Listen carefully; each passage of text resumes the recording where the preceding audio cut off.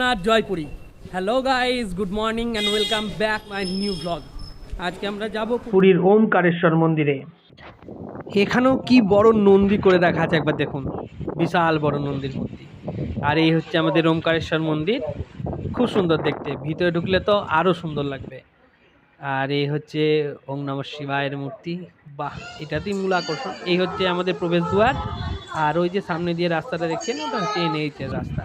চলুন এখন ভিতর দিকে যাওয়া যাক, মন্দিরের ভিতরটা ঢুকে একটু দর্শন করা যাক। ওম নমঃ শিবায়। বাহ, খুব সুন্দর কারুকার্য, মানে এত সুন্দর কারুকার্য, মানে না ঢুকতেই তো মনটা একবারে কি বলবো উৎফুল্ল হয়ে গেল। এই যে এইদিকে হচ্ছে নরসিংহ, লক্ষ্মী নরসিংহ মন্দির, আর এই দিকটাতে হচ্ছে হনুমানজির মন্দির। টাইলসগুলোর ওপরও দেখুন কি সুন্দর কারুকার্য করে রাখা আছে, অমায়িক, খুব সুন্দর। এই যে ভিতরে ঢুকলেন প্রবেশদ্বার, আর এই যে এদিকে হচ্ছে নরসিংহ। চলুন নরসিংহ মন্দিরের ভিতরে একবার ঢুকে দেখা যাক। মন্দিরের কারুকার্য অমায়িক, সত্যি অসাধারণ।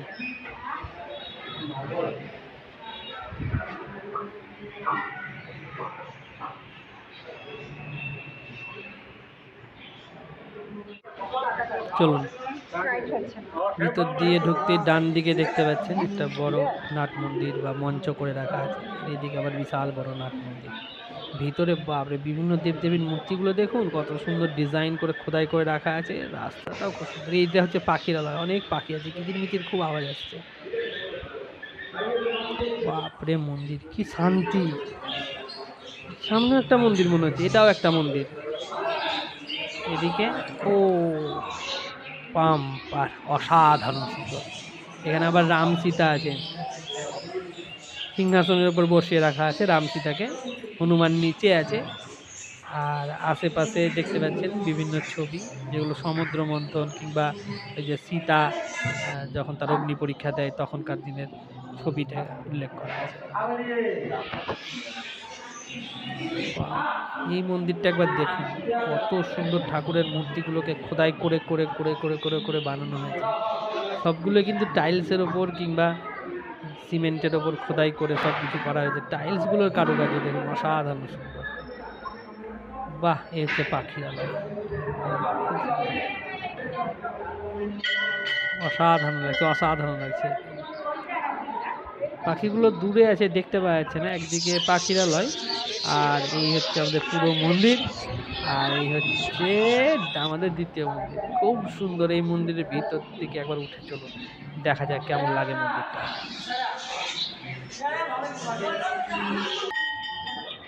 এই মন্দিরের যতই আপনি আশপাশ ঘুরুন বা ভিতর ঘুরুন, কিন্তু এই মন্দিরের সব থেকে যে দামি অংশটা সেটা হলো 108 শিবলিঙ্গ। মানে ওইটা না দেখলে আপনি হয়তো বিশ্বাসই করতে পারবেন না যে কোথায় এলাম। চলুন এই মন্দিরটার ভিতরটা একবার আপনাদেরকে ঘুরে দেখায়। খুব সুন্দর মন্দির, খুব সুন্দর মন্দির। এই দেখুন, এই দিকেও আবার ডান দিকেও আবার অনেক জায়গা রয়েছে। হ্যাঁ, ওই দিক দিয়ে আমরা যাব। এখানেও বিভিন্ন মূর্তি রয়েছে। চলুন। বাহ, কত বড় নাট মন্দির। প্রত্যেকটা মন্দিরের ডিজাইন প্রায় একই ধরনের, কিন্তু কারুকার্য কিন্তু অনেক ধরনের করা আছে। বাপরে, এত কারুকার্য এই মন্দিরে করা থাকবে সত্যি ভাবিনি। এখানে প্রত্যেকটা মন্দিরই কিন্তু শিব মন্দির। এই দেখুন ভিতরে দেখুন, এই দেখুন সামনে হচ্ছে নন্দী, আর ভিতরে যেটা আছে ওটা হচ্ছে কিন্তু শিব ঠাকুর। আমি আপনাদের জুম করে দেখাচ্ছি, দাঁড়ান। এই দেখুন, দেখতে পাচ্ছেন এটা যে শিবলিঙ্গ। এই যে ভিতরে দেখতে পাচ্ছেন শিবলিঙ্গ, আর ওখানে 8টা, ওখানে 10টা হাত আছে একটা কোনো ঠাকুরের। ওটা বুঝতে পারছি না, কিন্তু শিবলিঙ্গটা বুঝতে পারছি। বাহ, এই মন্দিরের পাশেই দেখুন খিচুড়ি ফিচুড়ি রান্না করা হচ্ছে। ভক্তদের যারা এখানে ঘুরতে আসে কিংবা পয়সা দিয়ে যারা খাবো মনে করে, তারা এখানে খেতে পায়। একদিকে ঠাকুরের মন্দির, আর তার পাশেই আবার খাওয়ানো দাওয়ানোর ব্যবস্থা। ও সত্যি অমায়িক লাগছে দেখতে। এই জায়গাটা একবার দেখুন, পাশের পরিসরটা, এটা তো আরো বড়। কত মানুষজন, মানে হ্যাঁ, কিন্তু রথযাত্রা বলে হয়তো মানুষজনটা কম আছে। এই দেখুন, এখানে শ্রীকৃষ্ণ রাধা দোলনাতে করে দুলছে।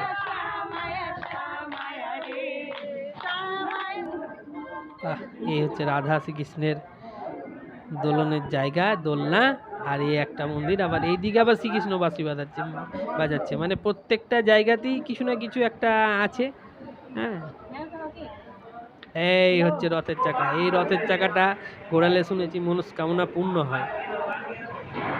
বাহ, এদিকটা একবার দেখুন, ওখানে নিত্যানন্দ মহাপ্রভু তার সঙ্গ সাথীদের নিয়ে কীর্তন গান করছেন। ওহো হো হো, কত বড় পরিসরটা একবার দেখুন, বিশাল বড় পরিসর, বিশাল বড় পরিসর, খুব সুন্দর। এখানে এলে সত্যি আপনার মন মুগ্ধ হতে বাধ্য, কারণ এত সুন্দর সুন্দর স্ট্যাচু, কারুকার্য, মূর্তি, মানে সব কিছু অমায়িক এখানকার। তবে শুনেছি এখানকার 108 যে শিবলিঙ্গ আছে সেইটাই হচ্ছে মেন শিবলিঙ্গ। এখন আমরা সেই 108 শিবলিঙ্গের কাছে দর্শন করতে যাচ্ছি। দেখুন, এই হচ্ছে সেই গুহা, ভিতরে রয়েছে 108 শিবলিঙ্গ। এখন চলুন ভিতর দিকে যাই, ভিতর দিকে গিয়ে 108 শিবলিঙ্গ দর্শন করি। দেখবেন প্রত্যেকটা শিবলিঙ্গ মানে নিচে ওদের নামটা কিন্তু খোদাই করা আছে। অতটা আমি সময় দিতে পারছি না, বা এই ভিডিওতে পারিনি, আমি ওই জন্য দিইনি। দেখে নিন শুধু কতগুলো শিবলিঙ্গ রয়েছে, সবাইকে কিন্তু নন্দী আঁকড়িয়ে আছে।